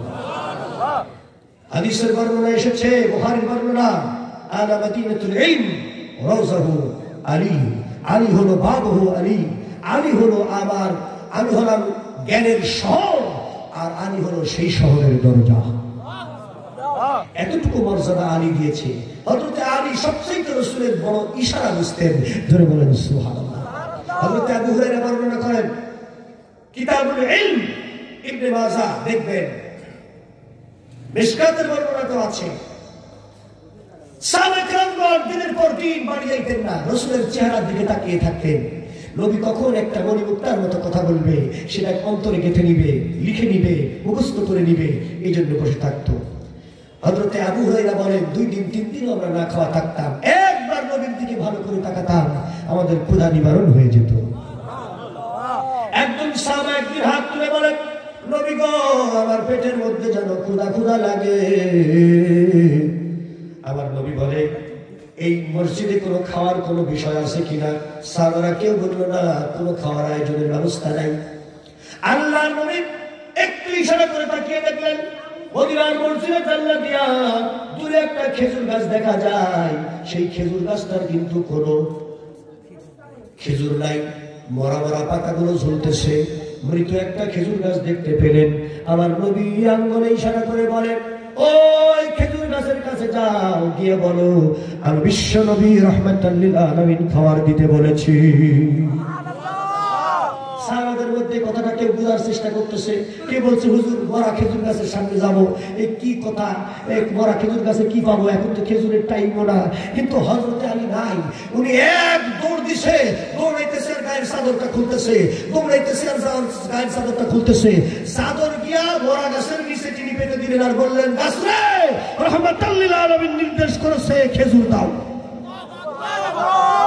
জোরে বলবেন আল্লাহু আকবার। ঠিক গাছের উপর থেকে অঝরে বৃষ্টির মতো খেজুর পড়া শুরু হলো, বড় বড় পাকা পাকা ডাসা ডাসা খেজুর পড়া শুরু হলো, বৃষ্টির মতো খেজুর পড়তেছে। জোরে বলুন, এ খেলা খেলে কে? বলে আরেকবার, জোরে হলো না?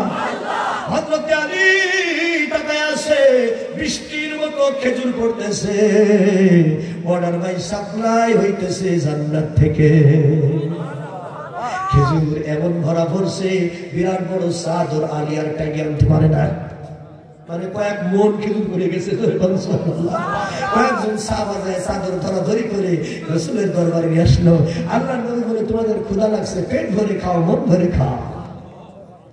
তাও সুবহানাল্লাহ বলবেন না, মানে বাড়ির থেকে নিষেধ করেই দিচ্ছে।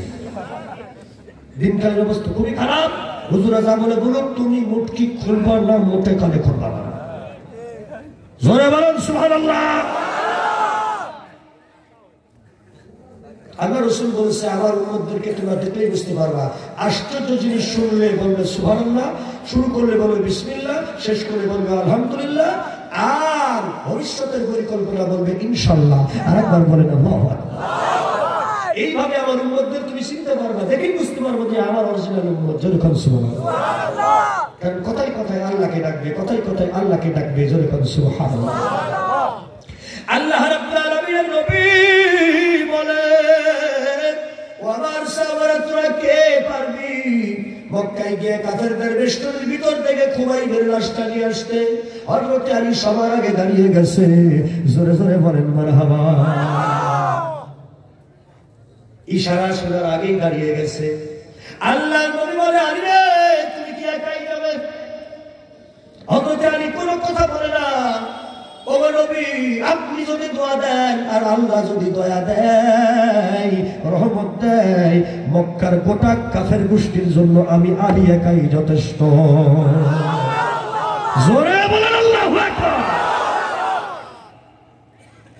অন্য জেলার লোকের ব্যাটারি ফিউজ থাকলেও পাবনা জেলার লোকের তো ব্যাটারি চার্জ কম থাকার কথা না। আল্লাহ রাব্বুল আলামিনের বান্দারা ভালো করে শুনেন। হযরত মিকদাদ হাত উঁচু করে বলেন, নবী গো, আপনি মক্কায় আসার সময় যেমন আবু বকরকে সাথে নিয়েছিলেন, এখন আমি মক্কায় যাওয়ার সময় মদিনা থেকে আমিও আবু বকরের সাথে আলীর সাথে যাইতে চাই। আবু বকরের মতো আমি যাইতে চাই। আল্লাহ নবী বলে, তোমার অনুমতি দেওয়া হলো। হযরত মিকদাদ রাদিয়াল্লাহু তাআলা বর্ণনা করেন নিজে। আল্লাহ রাব্বুল আলামিনের বান্দা মিকদাদ বলে, আমি রেডি হইয়া তখনই আলীর পেছনে পেছনে মোটামুটি মসজিদ থেকে বেরিয়ে গেলাম। আমি মসজিদের দরজায় আসতেই দেখি আলী ঘোড়ার পিঠে চেপে বসে গেছে। আমি আমার ঘোড়ার লাগাম টেনে ঘোড়ার পিঠে চললাম। ততক্ষণে আলী বেশ কিছু দূর চলে গেছে। আমি জীবনের সর্বশক্তি দিয়া সবচাইতে দ্রুত গতিতে ঘোড়া দাবড়াইলাম। কিন্তু মক্কা থেকে মদিনা থেকে মক্কা 380 কিলোমিটার রাস্তা, এর মাঝখানে আলীকে কোনো রকমেই ধরতে পারলাম না। আমার জীবনের সর্বশক্তি দিয়ে আমি চেষ্টা করেছি, কিন্তু আলীর পেছন ধরতে আমি পারলাম না। ও আগেই থেকে গেল। মক্কা থেকে মদিনায় আমি যতবার গেছি, মক্কা থেকে মদিনায় গাড়িতে গেছি মিটারে 380 কিলোমিটার রাস্তা, মাইল হলে 270 মাইল। খুব খেয়াল করতে হবে। হযরত আলী গেলেন মক্কায় কাফেরদের মোকাবেলা করে শহীদের লাশ হেফাজতের জন্য। জোরে কান মারহাবা। যে দেখলেন সত্যি প্রদর্শনীর জন্য কাফেররা লাশটাকে ঝুলিয়ে রেখেছে খোলা আকাশের নিচে। একজন মানুষ আমার মুসলমান হয়, মুসলমান হলেই তার পরিণতি এমন হবে। এই প্রদর্শনী করার জন্য লাশটা ঝুলিয়ে রাখা হয়েছে, কিন্তু এই প্রদর্শনী দিয়ে কাজ হচ্ছে না। মুসলমানরা গোপনে গোপনে দলে দলে মুসলমান হয়ে যাচ্ছে। যেমন গোবিন্দ চেষ্টা করেছিল বঙ্গরাজ্যে এমন কাজ করবো, মুসলমানদের দু একটাকে মারি ফেলা দেবো, মারি ফেললি পরে দেশের মধ্যে জীবনের ভয় আর কেউ মুসলমান হবে না। কিন্তু দেখা গেল শেষ পর্যন্ত গোবিন্দই প্রতিশ্রুত হয়ে পালায় চলে গেল। জোরে কোন ঠিক কিনা? ওই কায়দা দিয়ে কাজ হবে না। ও কায়দা বহু আগে মক্কা মদিনায় হয়েছে, ওদি কাজ হইনি। কথা কোন না? যেমন ভারতে মদিনা নতুন একটা আইন তৈরি করেছে নিম্নকক্ষে লোকসভার, সেটা হলো রাষ্ট্রের অনুমতি ছাড়া কেউ ধর্ম পাল্টাতে পারবা না। কিন্তু ওই কথা হিন্দুরা মানছে না, সমান মুসলমান হয়ে যাচ্ছে।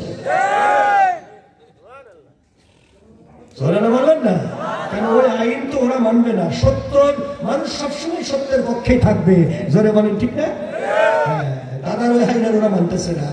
এই প্রত্যেক মাসে মাসে হাজার হাজার মুসলমান হচ্ছে। আমাদের কাছে খবর আসতেছে অনবরত, আজকে এই প্রদেশে এতজন, ওই প্রদেশে এতজন, ওই প্রদেশে এতজন মুসলমান হয়ে গেল। আর একবার বলেন আসলে মানুষ যেটা চায়, হয় ভীতি দেখাই ও কি ঠেকানো যায়, ওটা চলে না। হযরত আলী রাদিয়াল্লাহু তাআলা আনহু মিকদাদকে বললেন, নাকের মেকআপ টেনে নাও, কেউ যেন চিনতে না পারে। হযরত আলী নাকের মেকআপ বেঁধে নিলেন, কাফেরদের মধ্যে ঢুকে পড়লেন। হাজারো মানুষ দেখতেছে, আহারে বলে কানতে কানতে বিদায় হচ্ছে। মুসলমান যদি না হইতো অকালে জানটা হারাইতো না। 100 অস্ত্রধারী পাহারাদার বসিয়ে রেখেছে, এই লাশটা যেন কেউ না নিয়ে যেতে পারে। বদর উহুদের ময়দানের পরাজয়ের প্রতিশোধ নেওয়া হবে, মুসলমানদের অন্তরে আঘাত তৈরি করা হবে। এই প্রদর্শনী একজন নিরীহ মুসলমানকে ধরে নিয়ে গিয়ে জবাই দিয়ে তার লাশটা ঝুলিয়ে রেখেছে প্রদর্শনীর জন্য, কেউ যেন লাশটা দাফন না করে, কাফন না করে। আল্লাহ রাব্বুল আলামিনের বান্দা হযরতে আলী সঙ্গে সঙ্গে ওখানে বসে পড়েই দোয়া করলেন, আল্লাহ, ও আল্লাহ, রহমতের মালিক তুমি, রহমাতাল লিল আলামিন পাঠিয়েছে, সাহায্য পাঠাও গো রব্বুল আলামিন। হযরতে আলী আর মেঘদাদ হাত তুলে দোয়া করতেছে। একটা মিনিটের মধ্যে একটা ছোট্ট মেঘ ভেসে এসলো, অন্ধকার কুয়াশার মতো শীতল একটি পরিবেশ তৈরি হলো, ঠান্ডা একটি হাওয়া প্রবাহিত হইতে লাগলো। কয়েক মিনিটের ভিতরে সমস্ত কাফের হাতের তরবারি রেখে গাল হা করে হাই তুলতে লাগলো, আর মুহূর্তের মধ্যে তারা জমিয়ে ঘুমিয়ে পড়লো। ঘুম এসে গেল তারা। আর একবার বলে আল্লাহু আকবার। ঘুমের মালিকের নাম কি? আল্লাহ। وجعلنا الليل لباسا وجعلنا نومكم سباتا। আমার মাওলা বলে, দুনিয়াবাসী, রাতকে আচ্ছাদন করে দিলাম তোমার বিশ্রামের জন্য, আর ঘুম নামক নিয়ামত দিলাম তোমার সমস্ত ক্লান্তি দূর করে দেওয়ার জন্য। সকালবেলা সুস্থ শরীরে নতুন জীবন নিয়ে যেন তুমি আমার কাছে যোগ দিতে পারো। জোরে জোরে বলেন ঘোষণা কার? এই কাফের যারা পাহারায় ছিল ওরা ঘুমিয়ে গেল কার ক্ষমতায়? জোরসে বলেন, আরো জোরে। সেই আল্লাহ কি বাংলাদেশে আছে? হাত তুলে বলেন আছে। অবশ্যই আছে, জোরে করে আল্লাহু আকবার। খুব খেয়াল করতে হবে আপনাদেরকে।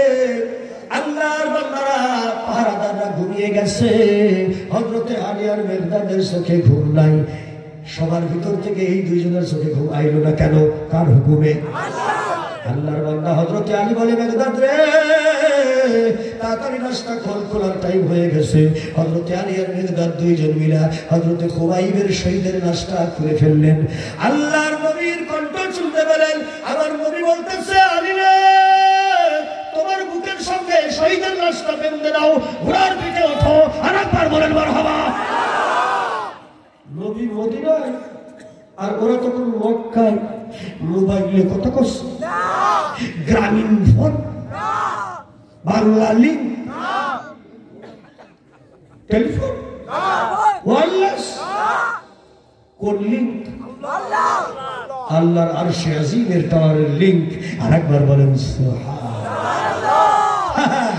আল্লাহর টাওয়ার, যখন টাওয়ারের মাধ্যমে কথা হয়, নবী মদিনায় ওরা মক্কায়, কিন্তু নবীর কণ্ঠে হযরত মেঘদাদ বলে, আমার নবী নির্দেশ করলো, আলী রে, বুকের সঙ্গে শহীদের লাশ বেঁধে নাও। আর একবার বলেন সুবহানাল্লাহ। হযরত মেঘদাদ খেজুর গাছের বাকল দিয়ে শেষে শেষে দড়ি বানানো, সেই দড়ি দিয়া, মোটা রশি দিয়া মেঘদাদ হযরত আলীর বুকের সাথে শহীদের পবিত্র দেহটাকে বেঁধে দিলেন। পেছনে একটা বাঁধন গিট দিয়া দিলেন। হযরত আলী একটা লাফ দিয়া শহীদকে নিয়ে ঘোড়ার পিঠে উঠলেন। আস্তে করে পেটে একটা আঘাত করলেন, ঘোড়া লাফায়া চলতে শুরু করলো। আর একবার বলেন সুবহানাল্লাহ। কিছুক্ষণ পরে ওদের যখন ঘুম ভেঙে গেল, ওরা তাকায় দেখে লাশ নাই। খেলা খেলে কে? লাশটা নাই রে। দ্রুত গতিতে নেতারা চলে আসলো। লাশ নাই, কারা নিল, কিভাবে নিল, কি তোমাদের সামনে থেকে বলে বলতে পারি না। হঠাৎ দুইজন আগন্তুক আসলো। আমরা মনে করলাম আমাদের বন্ধু টন্ধু কেউ হবে, কিন্তু তাদেরকে দেখে আমরা চিনতে পারলাম না। কি যেন আকাশের দিকে হাত তুলে বললো, আর অমনি আমাদের সঙ্গে ঘুমাইছে গেল। হযরত আলী চলতেছে। যুলহুলাইফা মক্কার একটি সীমান্ত আছে, এইটা বর্তমানে কিন্তু মিকাত, সিরিয়া, মদিনা, এই এলাকার যত মুহাজিরা আসে তখন যুলহুলাইফা থেকে এরা কিন্তু ইহরাম করে আসে। আরেকবার বলেন সুবহানাল্লাহ। তাফসীরে কারে বর্ণনা আছে, যুলহুলাইফাতে হযরত আলী যখন পৌঁছাইলো, তখন এই দ্রুতগামী 100 অশ্বারোহী এরা ওদেরকে ঘিরে ফেললো। কারণ লাশ নিয়ে তো এত দ্রুত যাওয়া যায় না। আরেকবার বলেন সুবহানাল্লাহ। কাফেররা তখন হযরত মেঘদাদ এবং হযরত আলীকে লক্ষ্য করে বলে, তোমরা যেই হও, নাক বাঁধা তো মুখ বাঁধা চিনতে পারছে না, তোমাদেরকেও এই লাশের মতো পরিণতির শিকার হতে হবে। হযরত আলী বলে, এই কাফেরের গোষ্ঠী, যে আল্লাহর হুকুমের লাশ নিয়ে আসছি, সেই আল্লাহই তার সব কাজের ব্যবস্থা করবে। তোরা ঠেকাইতে পারবি না। আর তোরা মাত্র 100 জন আসছিস তো, ওতে কোনো সমস্যা নাই।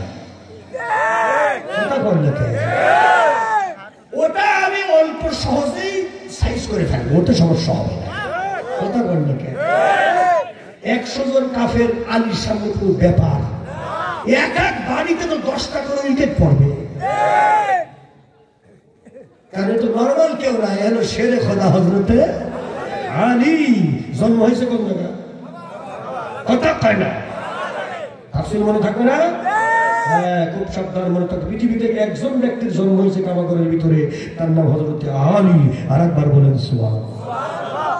দেখেন এখনো সেলিফিলি মারাম ধরতে গেলে কয় কি ইয়া আলী, মানে আলীর কথা শুনলে মনে হয় যেন মারা না। দেহের একটা শক্তি অন্যরকম আসে, এটা হলো ইমানি শক্তির কথা। জোরে বলেন আল্লাহু আকবার। আল্লাহ রাব্বুল আলামিনের বান্দা হযরত আলী বলেন, মাত্র 100 জন আসছিস, এটা কোনো সমস্যা হবে না, ওটা আমি মোকাবেলা করব। ইতিমধ্যে হযরত নবীর কণ্ঠ শুনতে পেলেন মেঘদাদ। হযরত মেঘদাদ বর্ণনা করে, আমরা নবীর জবানের নির্দেশ শুনতে পেলাম। আমার নবী বলে, আলী রে, শহীদের লাশটা সম্মানের সাথে মাটিতে শুয়াইয়া দাও। এবার নবী আছে মদিনায়, ওরা মক্কার সীমান্তে কথা বলতেছে। মদিনার মসজিদ থেকে বিনা তারের কানেকশনে কথা চলতেছে। আজকের মোবাইল টেলিফোন না থাকলেও ইমানের টেলিফোনে নবী আর আলী কথা কয়, মেঘদাদ আর নবী কথা কয়। জোরে জোরে বলেন কার ক্ষমতা? সেদিন এমন হবে, হযরতে ইমাম মাহদী আলাইহিস সালাম তাকবীরের আওয়াজ দিয়ে যখন যুদ্ধের ঘোষণা দেবে, গোটা পৃথিবীর প্রতিটি মুমিনের কলবে অন্তরে কানে কানে আওয়াজ শুনতে পাবে যে ইমামে মাহদী যুদ্ধের ঘোষণা দিয়েছে। বাড়ি ঘর থাকা চলবে না, এখনই যুদ্ধের ময়দানে যাইতে হবে। জীবন বাজি রেখে উহুদ বদরের সাহাবাদের মতো মুজাহিদের নেমে পড়বে। তখন কোথায় বাগুনের খ্যাত, আলুর খ্যাত, পটলের খ্যাত, এগুলোর দিকে আর খেয়াল থাকবে না।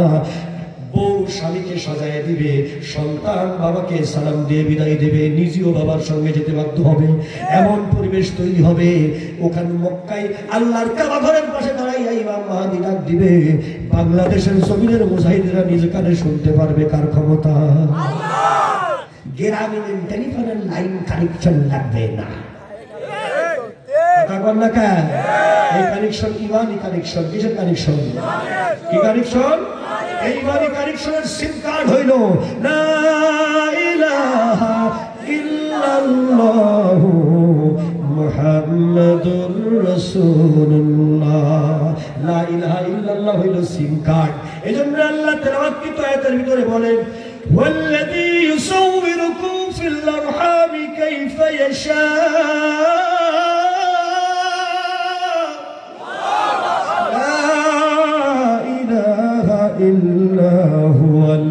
আজিজুল হাকীম। লা ইলাহা কোরআন শরীফে কোথায় আছে রে? এই দেখো এখানে আছে লা ইলাহা ইল্লাল্লাহ। আরেকবার বলেন সুবহানাল্লাহ। বলে মুহাম্মদুর রাসূলটা কোথায় আছে রে? আল্লাহ বলছেন মুহাম্মাদুর রাসূলুল্লাহ ওয়াল্লাযীনা মাআহু আশিদ্দাউ আলাল কুফফার রুহামাউ বাইনাহুম। মুহাম্মদ রাসূলের উম্মতদেরকে তোমরা দেখতে পাবে দুনিয়ায় কাফেরদের বিরুদ্ধে ঐক্যবদ্ধ হয়ে কাঁধে কাঁধ মিলিয়ে ফাইটে লেগে যাবে। আশিদ্দাউ আলাল কুফফার, কাফেরদের মোকাবেলায় কঠিনতম যুদ্ধ করবে। আরেকবার বলেন আল্লাহু আকবার। নিজেদের মধ্যে থাকবে রুহামাউ বাইনাহুম, মারাত্মক ঈমানী সম্পর্ক। যেরকম সুবহানাল্লাহ। তাদেরকে দেখা যাবে তারাহুম রুকআন সুজদান ইয়াবতাগুনা ফাদলাম মিনাল্লাহি ওয়া রিদওয়ানা। তাদেরকে দেখতে পারবে রুকু করবে, সিজদা করবে, নামাজ পড়বে। এই নামাজের মাধ্যমে আল্লাহর রিজামন্দি হাসিল করবে। অন্য কোনো কায়দা তারা কৌশল অবলম্বন করবে না। জান্নাতে যাওয়ার জন্য আল্লাহর রিজামন্দি যথেষ্ট। আরেকবার বলেন ঠিক কিনা? জান্নাতের মালিক কে? আল্লাহ। কিন্তু বাংলাদেশে এখন মনে হচ্ছে যে আল্লাহ যেন মালিকানা ছেড়ে দিয়েছে, আল্লাহ যেন আব্বাদের হাতে সব ক্ষমতা দিয়ে দিন। তখন খারাপ লাগছে? বন্ধ হবে? চলবে? আল্লাহ রাব্বুল আলামিনের নবী বলেন, ও আলী, শহীদের পবিত্র দেহটা যত্ন সহকারে জমিনে শোয়া দাও। একজন সাধারণ সাহাবা, মৃত্যুর পরে তার মর্যাদা কেমন, তার জন্য জিবরাইল আসতেছে, তার জন্য আলী আসতেছে, তার জন্য আমার নবী ইলহামের মাধ্যমে বারবার কথা কইতেছে। আমার নবী বলে, সব সম্মানের সাথে শোয়া দাও, যে লাশটাকে স্বয়ং আল্লাহর নির্দেশে দাফনের ব্যবস্থা হবে। হযরতে আলী রাদিয়াল্লাহু তাআলা আনহু খুবাইবের লাশটা যখন জমিনে শোয়া দিল, কাফেররা গোল হয়ে দাঁড়িয়েছে, একটা ঘেরাও করে রেখেছে। হঠাৎ করে জমিনে একটা ভূমিকম্প তৈরি হলো। জোরে জোরে বলেন মারহাবা। জমিন কার? ভূমিকম্প তাই কিনা? আকাশ কয়? বিদ্যুৎ চমকায় কার হুকুমে?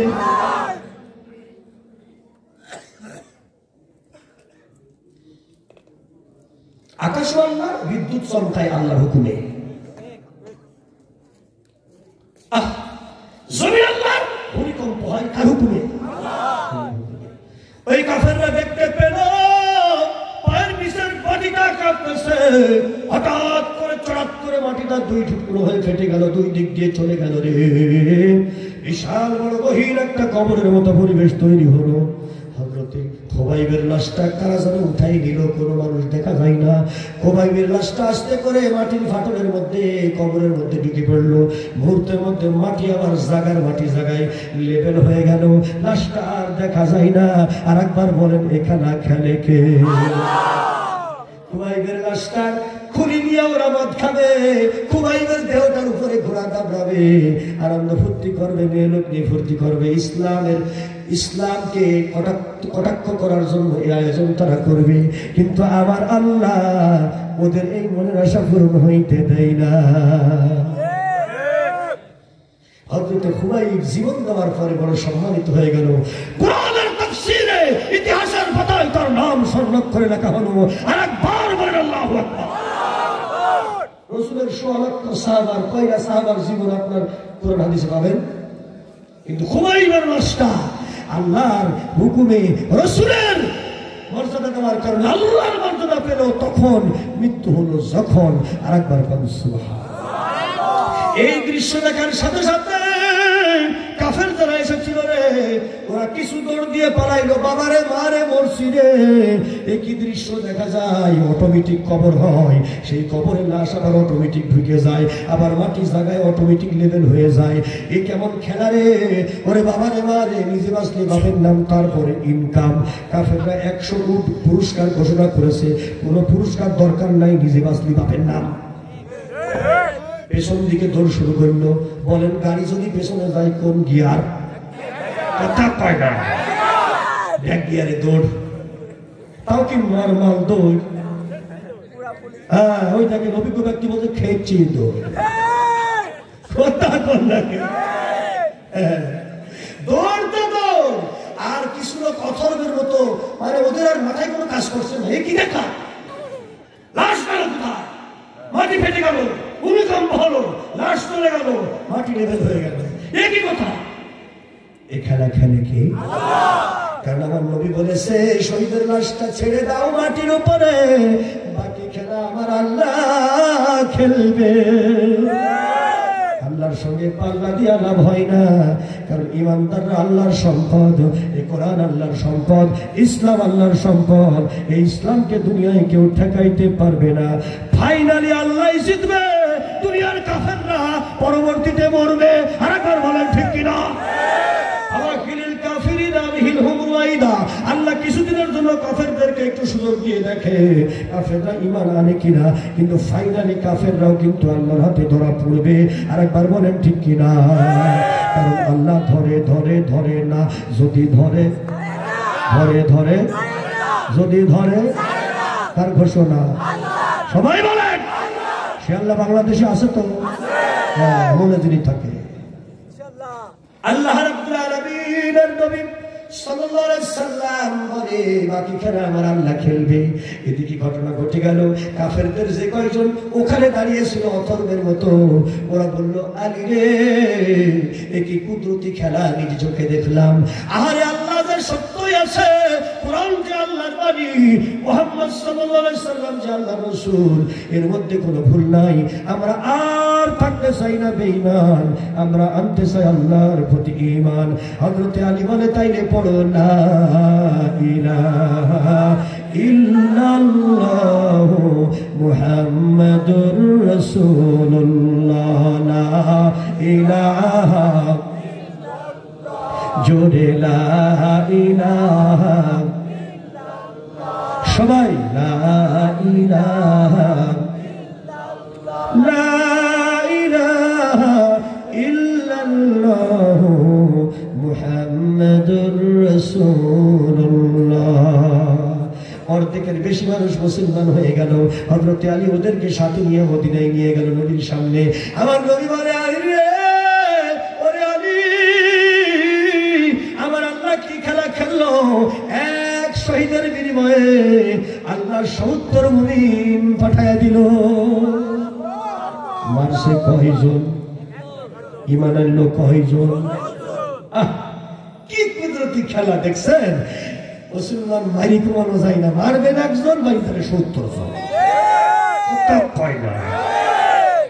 এই জন্য বাংলাদেশে ইসলামের জাগরণ হবে যখন ঠেলা সামলাতে পারবে না তখন। কথা কয় না। কারণ একজন মুমিনকে মারবা ৭০ গুণ বাড়বে। কার ঘোষণা? সরছে বলে, আমি রে তোকে পাঠালাম এক কামে, এখন করে আসলে 2 কাম। এইটাই তো আল্লাহর ইনকাম, এটাই ইসলামের ইনকাম। সুবহানাল্লাহ। আয়োজন করবে কাফেররা, ফসল উঠবে মুসলমানের ঘরে। কি কাম দেখছেন! আহা, এখন ওরা ইরাকে মুসলমান মারলো, আর পুরা আমেরিকা এখন সব মুসলমান হয়ে যাচ্ছে। অস্ট্রেলিয়ার লোক মুসলমান হয়ে যাচ্ছে, কানাডার লোক মুসলমান হয়ে যাচ্ছে, ভারতের লোক মুসলমান হয়ে যাচ্ছে। সুবহানাল্লাহ বলবেন না? হ্যাঁ, আমরাও চেষ্টা করব এ বাংলার জমিনে রান্নাঘর থেকে শুরু করে সংসদ পর্যন্ত সব জায়গায় লা ইলাহা ইল্লাল্লাহ, এক আল্লাহর বিধান চলবে। এটা আমরা চাই। কে কে চাই? হাত উঠায় দেখতে চাই।